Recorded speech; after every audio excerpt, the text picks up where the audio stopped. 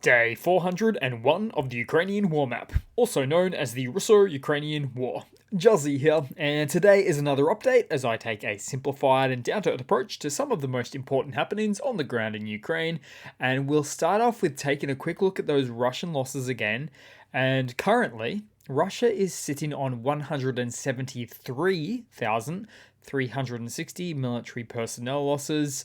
When we also look at the tanks there as well, 5 losses there, APVs, 3 and 4 Russian artillery. Then we'll move back to the map today, onto the Russian map, and we'll go very, very far away, some 1,000 kilometers or even a lot more in fact. We go to the Sverdlovsk Oblast, where quite the gas pipeline explosion occurred in the region. Now, another smoking accident, perhaps, but take a look at those flame balls. Just incredible. Then we'll move back over to the wider Ukrainian map here, where overnight, air defenses in Ukraine destroyed 9 out of 10 Russian drone attacks. Which is always welcome news, but do you know who this is not welcome news for?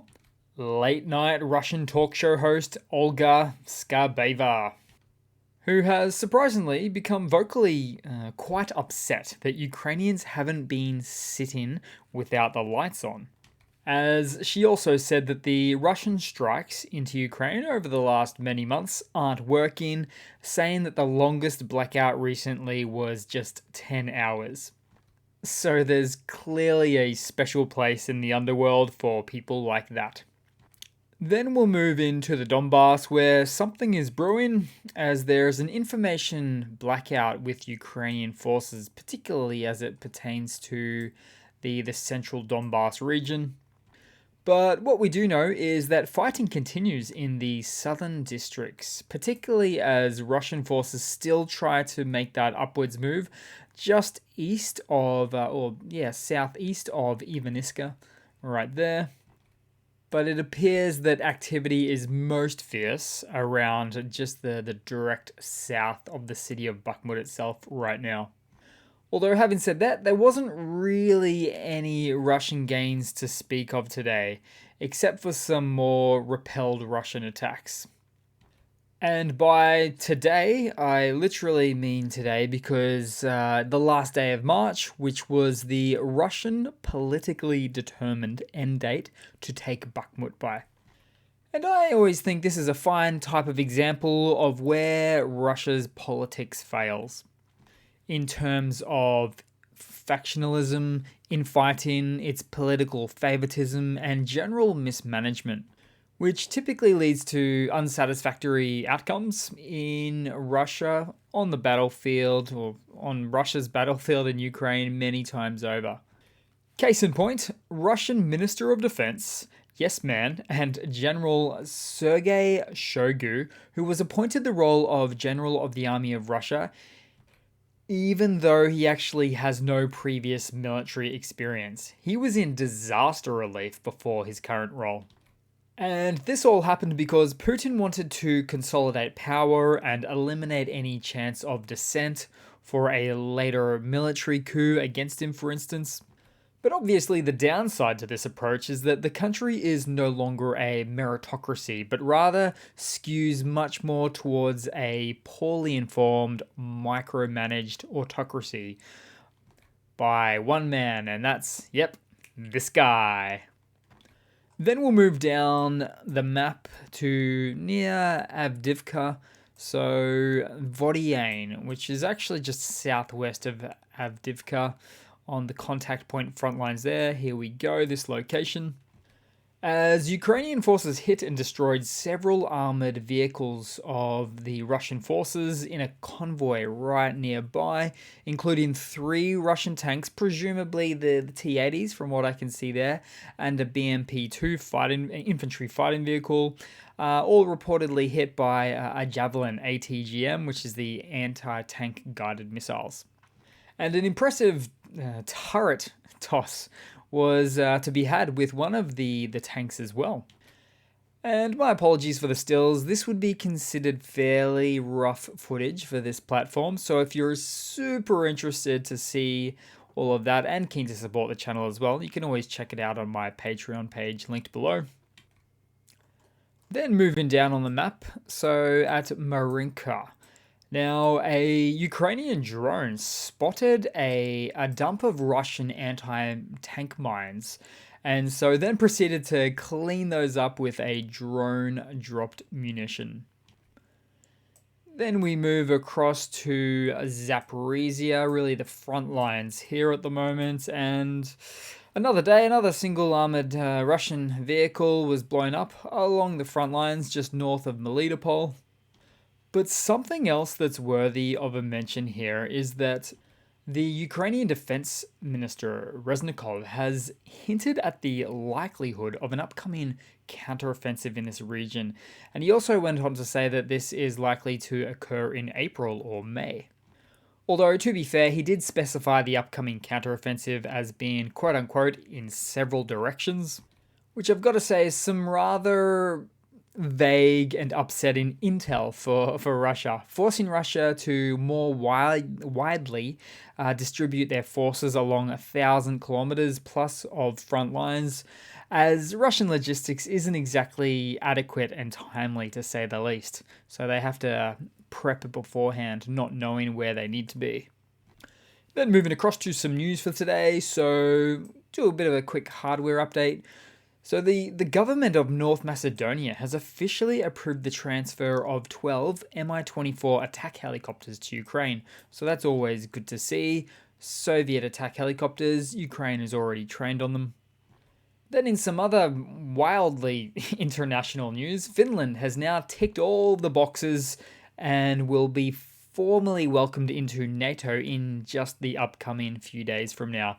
Which means when you look at the map now, or soon, this new addition has effectively tripled the length of NATO's border with Russia, probably quadrupled in fact. Then in some other news, Russia is looking to source even more ammunition supplies from North Korea. This time, the trade deal would be done as something of a swap by sending food to North Korea in exchange for those munitions.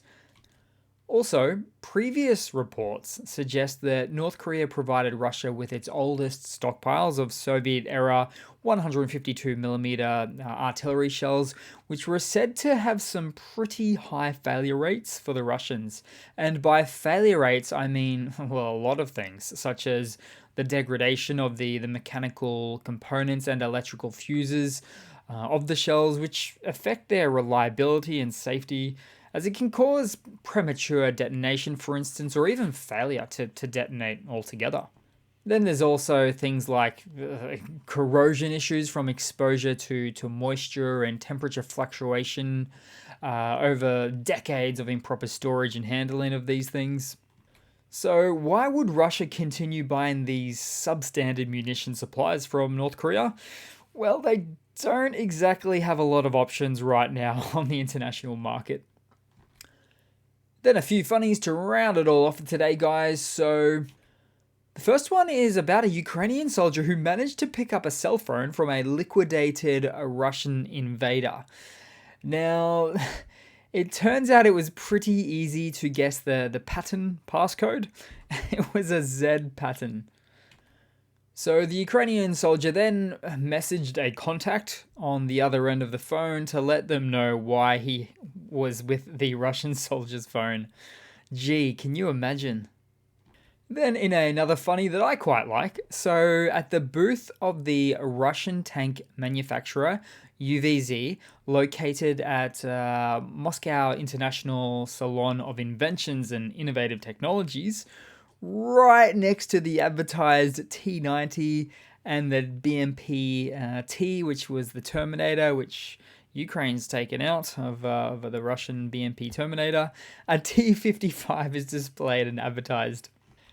And it's funny because I believe what actually should be there is the next gen Russian T14 Armada tank instead of an old T55. But apart from a few dismal prototypes that exist for the T-14, it's basically a long since decommissioned project for Russia. Then in a final funny to round it all off with, so Russia has been seen as moving even some more MT-12 anti-tank guns to the front. So these are the 1970s Soviet era anti-tank guns, I should say, which is probably Russia's current response to Ukraine's upcoming NATO tank counteroffensives. But just one small problem here. Well, there's actually a few. Firstly, these 50-year-old pieces would struggle to penetrate, say, Leopard 2 armor, which is designed to be resistant to the very heat rounds these cannons use, let alone barely denting an Abrams or a Challenger 2 tank in the process. But more than that, there's no guidance systems on these Russian guns. Literally, it's an old school point and shoot device. Russia simply doesn't appear to have the modern portable ATGMs in any useful numbers, so they're continuing to once again pull out the old stocks against much more modern NATO tanks. This is going to be technological disparity and asymmetrical warfare at its finest, folks, with the upcoming spring offensives. So thanks for watching today, guys. Please leave a comment, subscribe, hit the like button. In terms of subscribing, if you normally watch the videos and don't subscribe, I'd really ask you today to do that, because I think I'm about to hit about 70k subscribers. It just feels like a nice enough milestone there for me, so would super appreciate that one. But yeah, thanks again, and I do hope to see all of you guys there in the next one. Cheers.